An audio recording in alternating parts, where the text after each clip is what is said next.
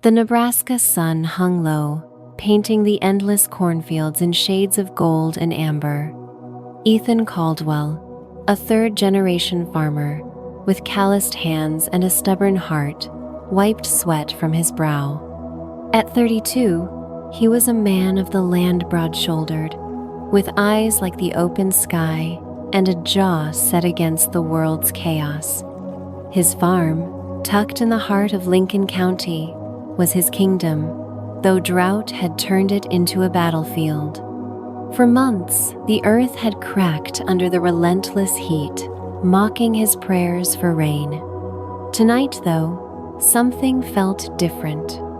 The air buzzed with an electric hum, and the stars above seemed to flicker like a faulty light bulb. Ethan leaned against his rusted pickup truck, sipping lukewarm coffee from a thermos. The radio crackled, spitting out a country tune about lost love, but he barely listened. His mind was on the bank's latest letter, tucked in his glove box, demanding payment he didn't have. "One more season," he muttered, kicking a clod of dirt. "Just one good harvest, and I'll be free." The words felt hollow, like a promise to a ghost. As he turned toward the barn, a low rumble shook the ground. Ethan froze, coffee sloshing over his boots. Earthquake? In Nebraska? Impossible. The rumble grew into a roar, and the sky split open, a jagged tear of blinding white light, like God himself had ripped the heavens apart. Ethan staggered back, heart pounding, as the light pulsed and swirled, forming a vortex above his cornfield. The air crackled with static, pulling at his clothes, his hair, his very soul. "What in the hell?" he started, but the vortex answered. A force yanked him forward, like invisible hands, dragging him toward the light. He clawed at the ground, boots skidding, but the pull was relentless. The last thing he saw was his farm, his homes, wallowed by darkness as the vortex consumed him. When Ethan opened his eyes, the world was wrong. The air was thick, heavy with the scent of dust and unfamiliar spices. The sky was a bruised gray, and the ground beneath him was hard, cracked clay, not the loamy soil of Nebraska. He lay sprawled in a field, surrounded by stunted, yellowing crops that looked like they'd given up on life. His flannel shirt was singed, his jeans torn, but he was alive, somehow. He staggered to his feet, head spinning. "Where am I?" he muttered, scanning the horizon. Low hills rolled in the distance, dotted with strange, angular buildings made of wood and clay. No power lines, no roads, no hum of machinery, just silence, broken by the faint clatter of ox carts and the murmur of voices.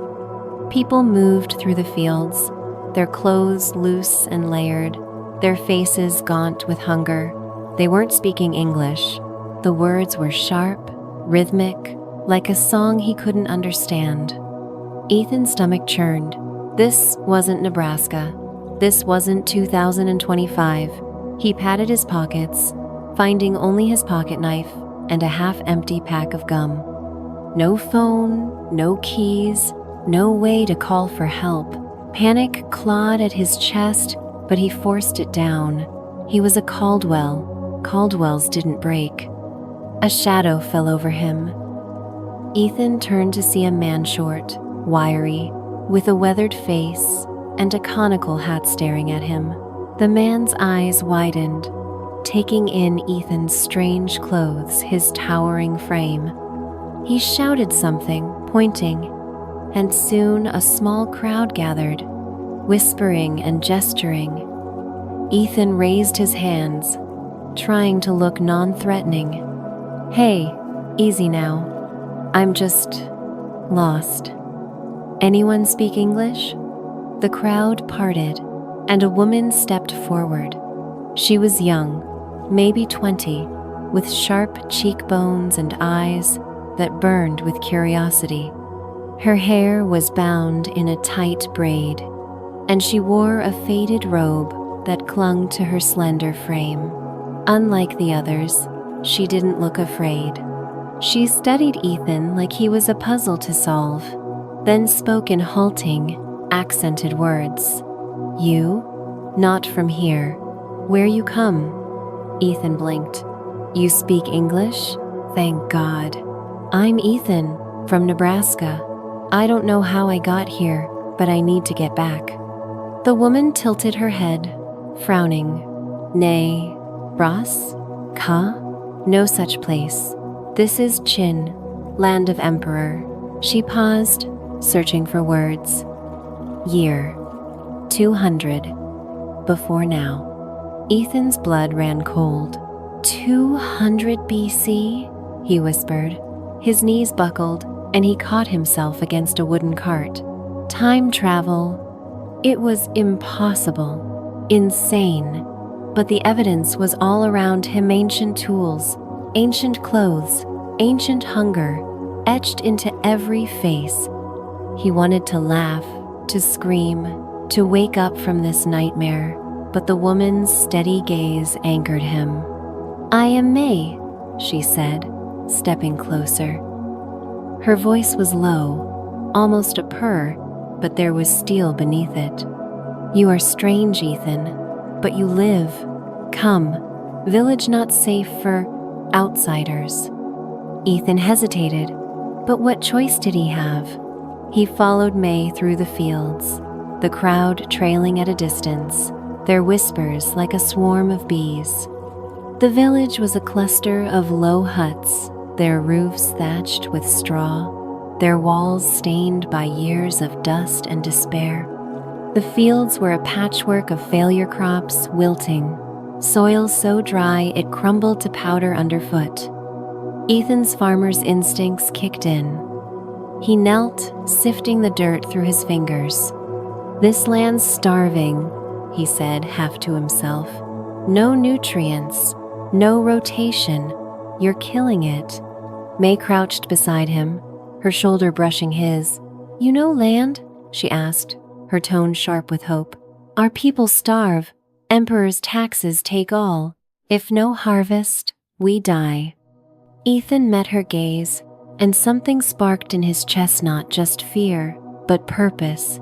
He'd spent his life coaxing life from stubborn soil. If he was stuck in this ancient world, maybe he could do some good. Maybe he could survive. "I know a few tricks," he said, forcing a grin, "but I'll need help. And time." May's lips curved, a smile that was equal parts challenge and promise. "Time, we have little. Help, I give you." She stood, offering her hand. Her touch was warm, steady, and for a moment, Ethan forgot the impossibility of his situation. That night, in a cramped hut lit by a single oil lamp, Ethan sat with May and a handful of villagers. They were wary, their eyes darting to his strange clothes, his foreign face. May translated, her voice weaving his words into their language. Ethan spoke of compost, of nitrogen-fixing plants, of rotating crops to heal the soil. The villagers listened, skeptical but desperate. One man, grizzled and scarred, spat on the floor. "Magic talk," he growled. "You are demon, sent to trick us." Ethan leaned forward, undeterred. "No demon, just a farmer. Back home, I fed hundreds with less land than you've got. Give me a chance, and I'll show you." May's eyes gleamed in the lamplight. "He speaks truth," she said, her voice cutting through the murmurs. "Or he dies trying." The room fell silent. Ethan's pulse raced, but he nodded, "Deal." As the villagers dispersed, May lingered, her silhouette framed by the flickering light. "You are brave, Ethan," she said softly. "Or foolish. Qin is not kind to strangers." Ethan chuckled, though his throat was tight. "I've faced worse than a few grumpy farmers.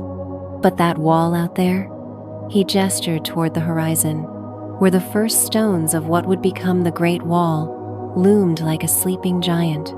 "That's one hell of a fence." May laughed, a sound like clear water over stones. "Fence? That is wall of 10,000 li, Emperor's shield." Her smile faded. "But it cannot shield us from hunger, or from him." Ethan didn't need to ask who he was. The fear in her voice said enough. He lay awake that night, the straw mat beneath him scratching his skin, his mind racing. A farmer from Nebraska, stuck in ancient China, with a chance to change history or die trying. The vortex that brought him here was gone, but its pull lingered in his bones, whispering of secrets yet to be uncovered.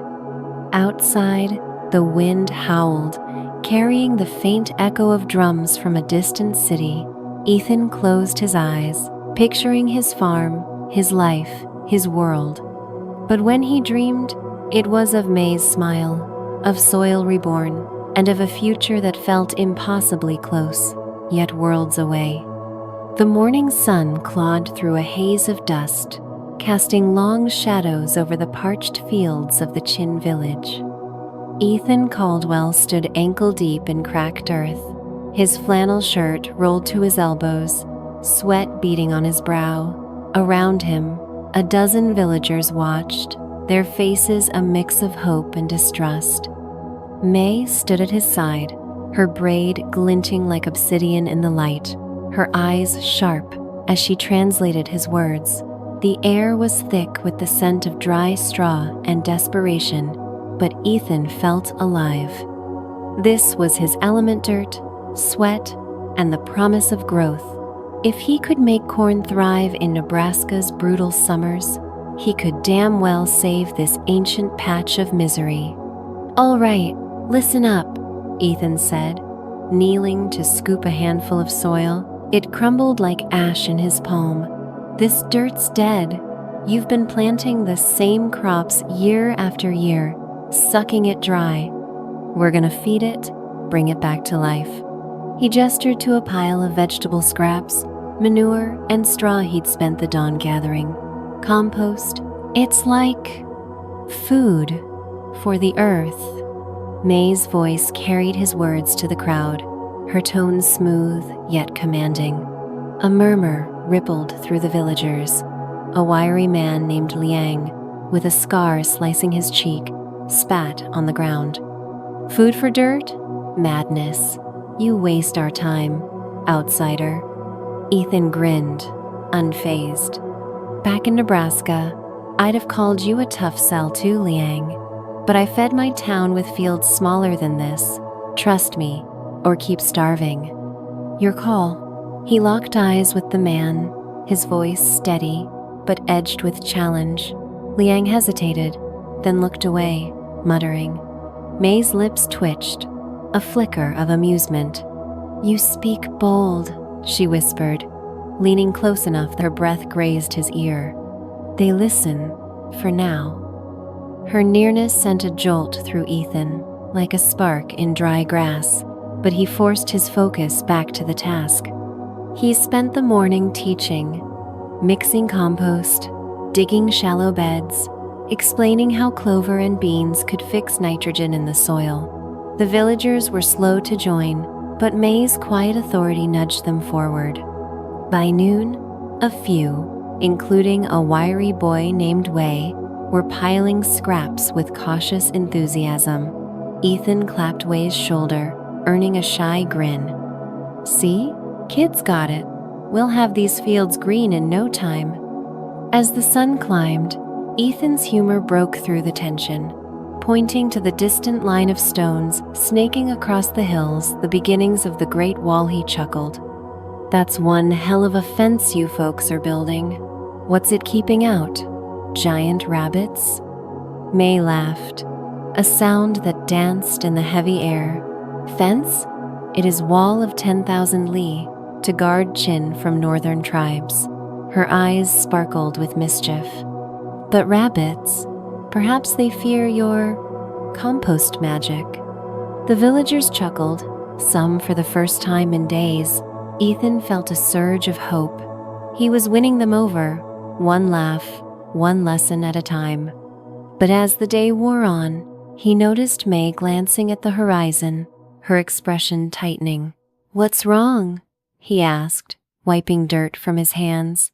She hesitated, then pointed to a dust cloud approaching from the east. "Officials. They come to check fields.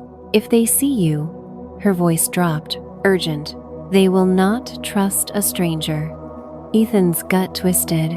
He'd faced bank agents and storm clouds, but ancient Chinese bureaucrats? That was new. "Let's keep them happy then," he said, forcing confidence. "Show me how to play nice." May led him to the village center, where a wooden platform stood for inspections. The villagers scrambled to look busy, but fear hung heavy. Soon, a retinue arrived, 6 soldiers in lacquered armor, escorting a man in flowing robes. He was tall for a Qin official, with a pinched face and eyes like a hawk. May whispered his name, Lord Zhao, the regional magistrate. His presence silenced the village, as if the air itself held its breath. Zhao dismounted, his silk robes billowing, and surveyed the fields with a sneer. "These crops are pitiful," he declared, his voice sharp as a blade. "The emperor demands grain. If you fail, your heads will roll." His gaze landed on Ethan, narrowing. "And who is this? Barbarian?" Ethan's pulse raced, but he stepped forward, bowing awkwardly. "Ethan Caldwell, sir. Just a farmer. Helping out," May translated, her voice steady, but Ethan caught the tremor in her hands. Zhao's lip curled. "A foreigner meddling in Qin's affairs? You stink of treason." He gestured to the compost piles. "What is this filth? Sorcery?" Ethan bit back a laugh. "Sorcery? For manure? No magic, just science. This'll make the crops grow stronger. Back home, we..." "Silence," Zhao snapped. "There is no home for you here. You will prove your worth, or I will have you flayed." He turned to May. "You vouch for this man, girl. If he fails, your life is forfeit too." May's face paled, but she nodded. "He will not fail, my lord." Ethan's stomach churned. He dragged May into this, and now her life hung on his success. As Zhao and his men rode off, leaving a cloud of dust and dread, Ethan grabbed May's arm. "Why'd you stick your neck out for me?" Her eyes flashed, fierce and unguarded. "Because you are hope, Ethan. We have none left." She stepped closer, her voice low, almost a whisper.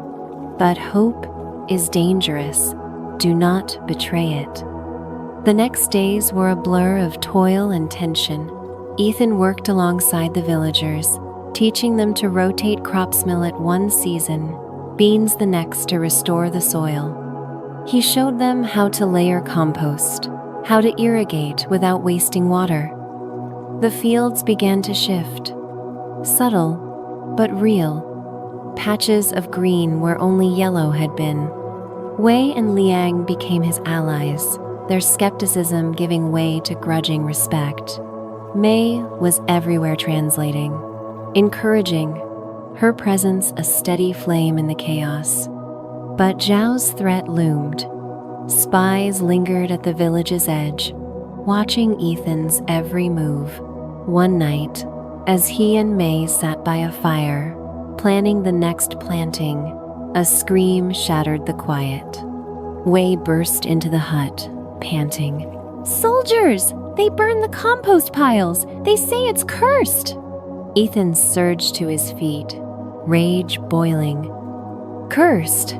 I'll show them cursed." He grabbed a shovel and sprinted to the fields. Mei and Wei at his heels. The night was alive with flames. 3 soldiers stood by a blazing pile, their torches casting eerie shadows. Villagers watched, frozen, as years of scraps went up in smoke. "Stop!" Ethan roared, charging forward.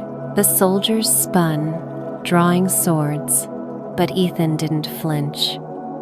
"You're burning your own future, you idiots. That's food for the soil." The lead soldier, a brute with a scarred lip, laughed. "Lord Zhao's orders, no foreign tricks." He raised his sword, but Mei stepped between them, her voice like steel. "Touch him, and the Emperor hears of your failure," she said. "These fields will feed Qin. Harm him, and you starve us all." The soldier hesitated, his blade wavering. Ethan seized the moment, shoving past to douse the flames with buckets of water the villagers brought. The fire hissed and died, leaving half the pile intact. The soldiers, outnumbered and uncertain, retreated, but not before the leader spat at Ethan's feet. "Zhao will hear of this, barbarian. Pray your crops grow fast." As the villagers salvaged what they could, Ethan's hands shook not with fear, but fury. He'd faced droughts, debts, and storms, but this was war. Mei touched his arm, her fingers warm against his skin. "You fought for us," she said, her voice soft but heavy with meaning. "No one else would." Ethan met her gaze, the firelight dancing in her eyes. "I'm not done fighting," he said. "Not for you, not for them." He nodded to the villagers, who watched him with new respect. Liang clapped his shoulder, muttering, "Not demon, maybe madman." The next morning, Ethan doubled down. He rallied the villagers to rebuild the compost, to plant the first rotated crops. Green shoots emerged, fragile but defiant, and whispers of the outsider's magic spread. But so did Zhao's suspicion. A messenger arrived at dusk, his scroll sealed with red wax. Mei read it, her face ashen. "Zhao summons you to the city. He says your methods threaten the Emperor's order." Ethan's heart sank. The fields were turning, but not fast enough. If Zhao jailed him now, the harvest would fail, and Mei would pay the price. He looked at the distant wall, its stones a stark reminder of Qin's power. "Guess it's time to face the music," he said, forcing a grin. "Let's hope they like my tune." Mei's hand found his, her grip fierce. "You are not alone, Ethan, but beware.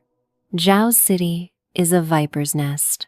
Her touch lingered, a promise and a warning, as the village prepared to send their strange savior into the lion's den.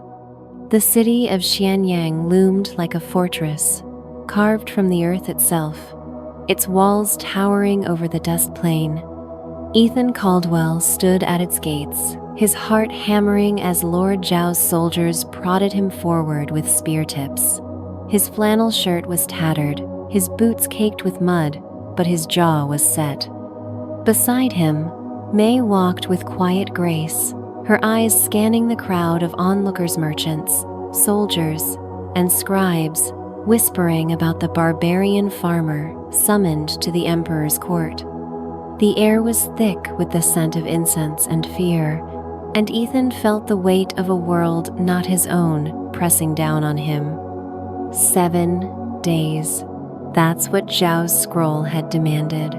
7 days to save the village's harvest, to prove his foreign magic could feed the starving Qin Emperor. He and Mei would face the executioner's blade. Ethan had faced tight deadlines back in Nebraska bank loans, drought seasons, but nothing like this.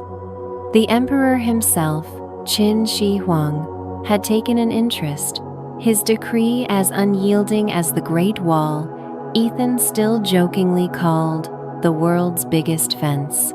Failure wasn't just death. It was the end of hope for the village, for Mei, for everything he'd fought for. The palace was a labyrinth of crimson pillars and jade tiles, its halls echoing with the clink of armor and the murmur of courtiers. Ethan felt like a bull in a china shop, his broad frame dwarfing the sleek officials who eyed him with disdain. May's presence grounded him, her hand brushing his arm as they were led to the throne room. "Speak truth," she whispered, her voice low and warm, like a flame in the dark.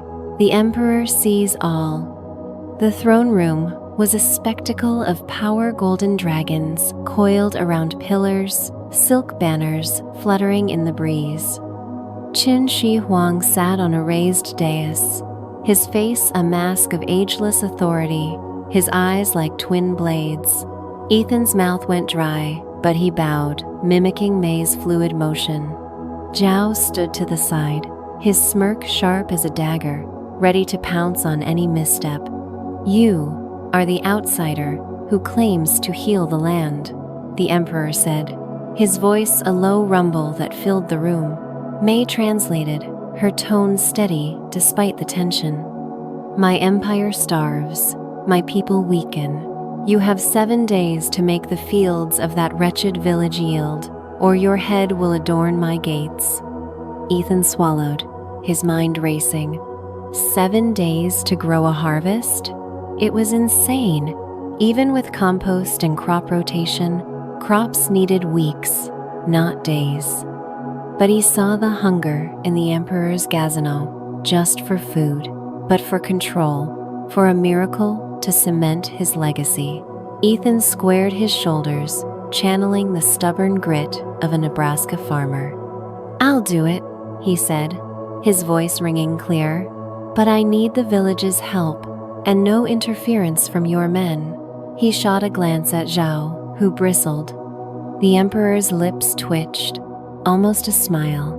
"Bold, I grant your request, but fail, and your woman dies with you."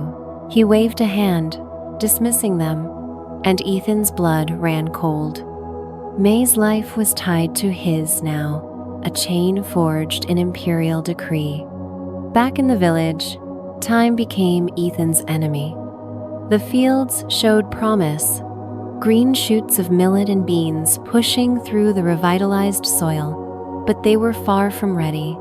Ethan rallied the villagers, his voice hoarse as he barked orders like a general.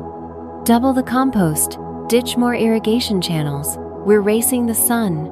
Liang and Wei worked tirelessly, their earlier doubts replaced by fierce loyalty. May was a whirlwind, coordinating supplies, soothing tempers, her presence a spark that kept the village from breaking. But nature had other plans. On the 3rd day, a storm rolled in from the north, black clouds churning like a living beast. Rain fell in sheets, turning the fields to mud, washing away precious compost. Ethan stood in the downpour, soaked to the bone, watching his work unravel.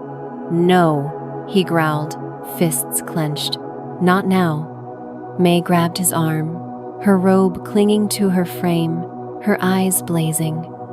"We fight this, Ethan. Together." Her touch was electric, pulling him back from despair. They rallied the villagers to dig trenches, diverting the floodwater before it drowned the crops. Ethan's muscles burned as he hauled stones, his mind flashing to Nebraska storms he'd battled with his father. "Come on, you bastard," he muttered to the sky. "I've beaten worse than you." By dawn, the storm passed, leaving the fields battered but intact. Ethan sank to his knees, exhausted, as Wei cheered. "The crops live!" the boy shouted, and the villagers joined in, their voices a defiant chorus. May knelt beside Ethan, her hand on his shoulder, her breath warm against his cheek. "You are a storm yourself," she said, her voice soft but charged with something deeper, something that made Ethan's heart race. But the victory was short-lived. On the 5th day, Zhao returned, his soldiers trailing like wolves. He surveyed the fields, his sneer deepening. "These pathetic sprouts? You call this a harvest?" He kicked a millet stalk, snapping it. "The Emperor will see your fraud, barbarian." Ethan's temper flared, but May's warning glance stopped him. "He baits you," she whispered. "Focus on the fields." Ethan nodded, but Zhao's presence was a poison. That night, Wei caught a soldier sabotaging an irrigation ditch, and Ethan's patience snapped. He confronted Zhao at the village edge, towering over the magistrate. "Call off your dogs, or I'll show you how we settle things in Nebraska." Zhao laughed, cold and cutting. "You are a dead man walking, farmer. Enjoy your last days." He rode off, but Ethan knew the real threat was coming. Zhao wouldn't let him succeed, not without a fight.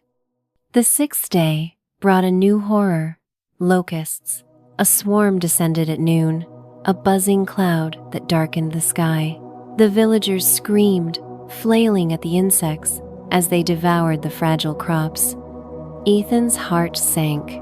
This was it, the end. But then he remembered his grandfather's stories of pest control, crude but effective. "Fire!" he shouted. "Smoke them out!"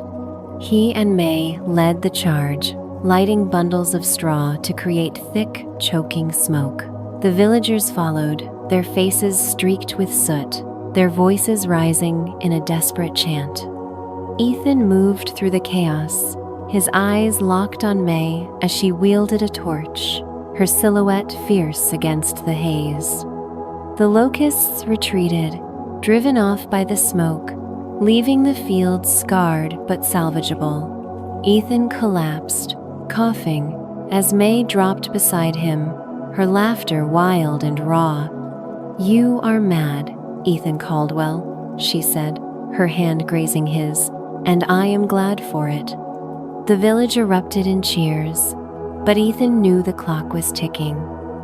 The seventh day dawned, and the fields were a patchwork of green promising, but not enough for a full harvest. Zhao arrived with a retinue, his eyes gleaming with triumph. "Your time is up," he declared. "The Emperor's scouts will see this failure, and your heads will roll." Ethan's mind raced. He needed a miracle, and he needed it now. Then it hit him: presentation. Back home, he'd sweet-talked bank agents with half-truths and charm. He could do the same here. "May," he said, pulling her close, "we're gonna sell this. Hard."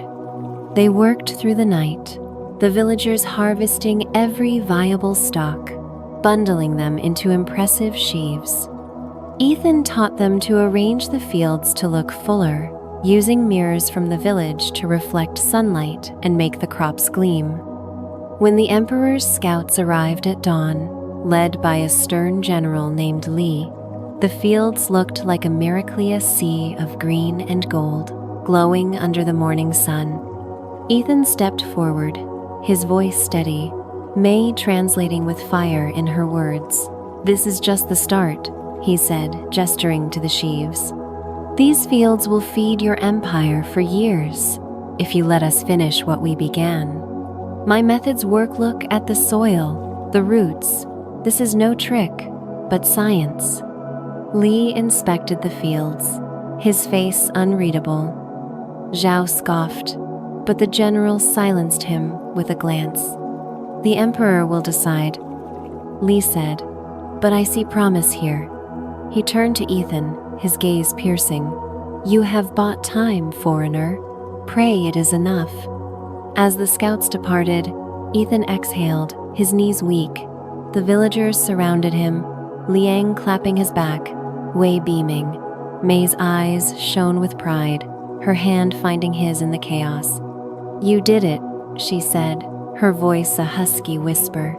"You turned death into life."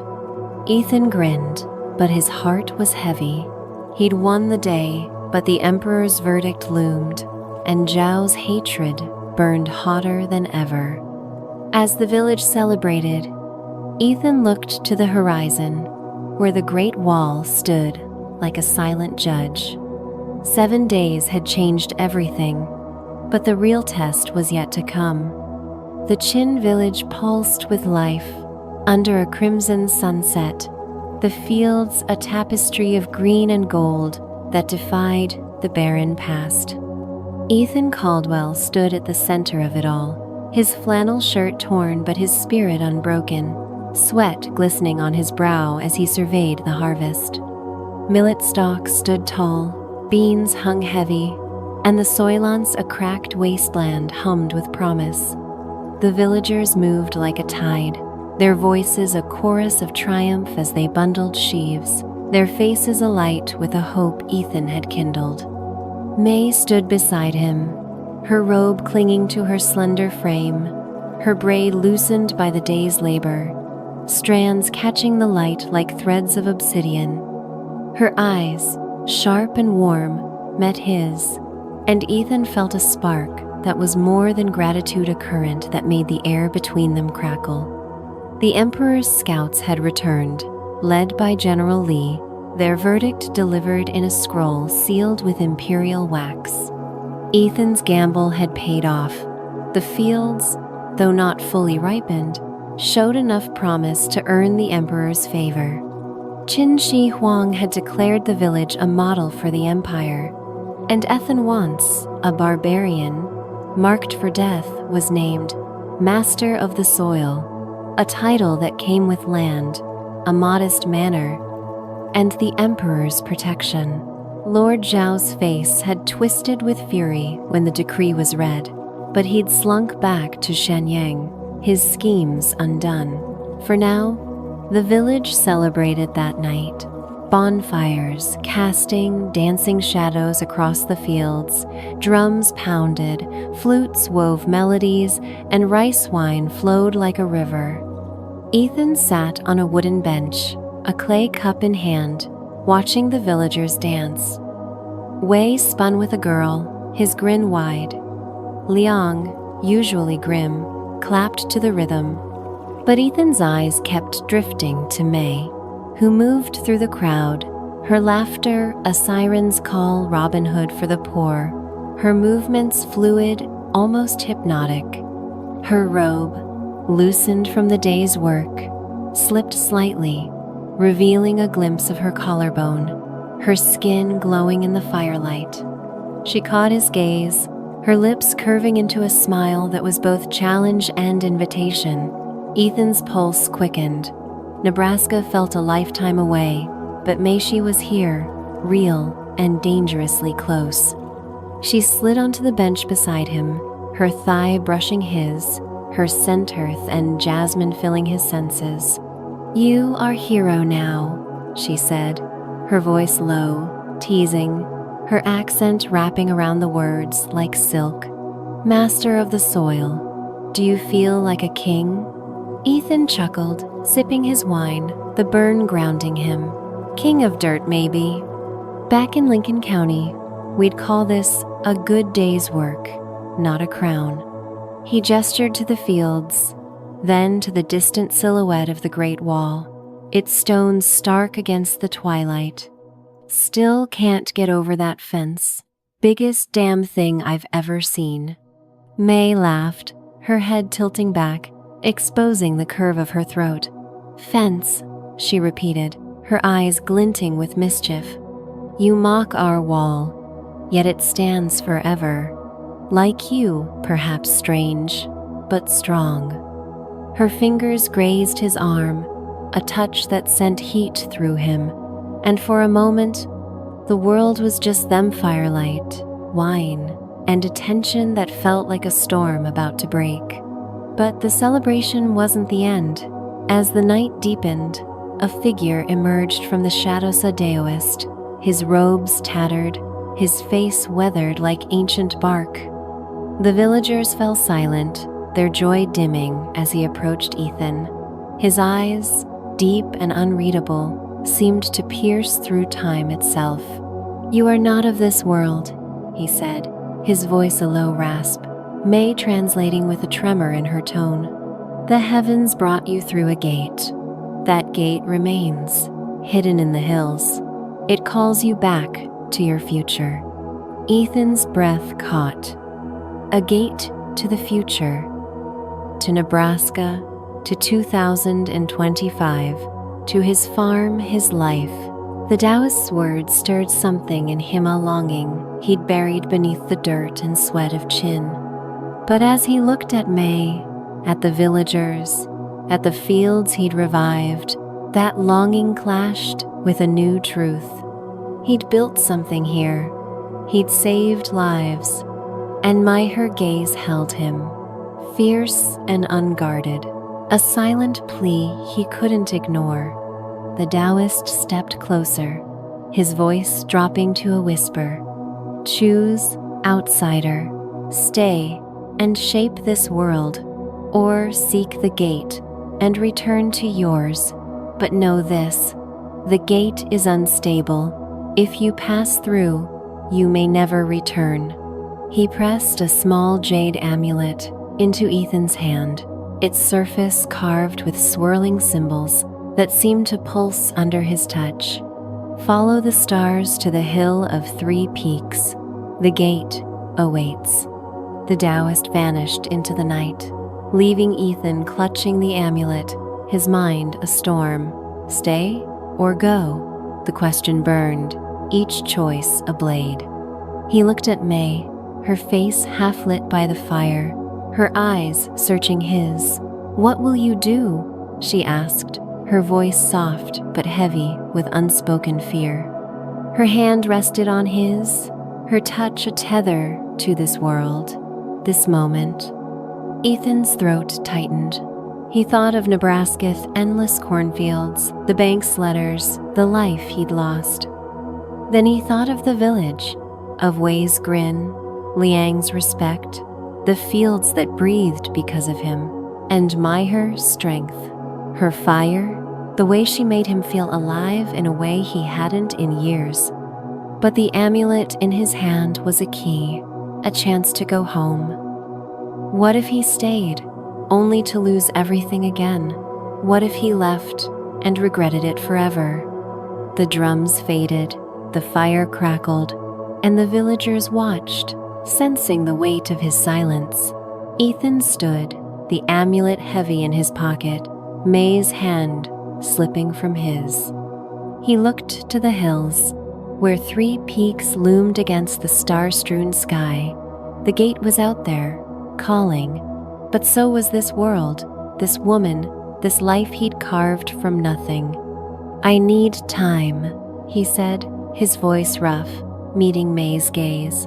To think. She nodded, her expression unreadable, but her fingers lingered on his wrist, a promise or a plea. Time, she echoed, is a thief. Choose wisely, Ethan Caldwell. As the village slept, Ethan stood alone at the field's edge, the amulet in one hand, the other tracing the soil he'd saved. The stars above burned bright, pointing to the hills, to the gate, to a future he could barely imagine. Stay or go? The choice was his. But the answer lay in the shadows of those peaks and in the heart of the woman who'd fought beside him. What will Ethan choose? Will he chase the gate to his lost world, or forge a new destiny in Qin? The journey continues in the next chapter. Follow the tale on our channel to uncover his fate.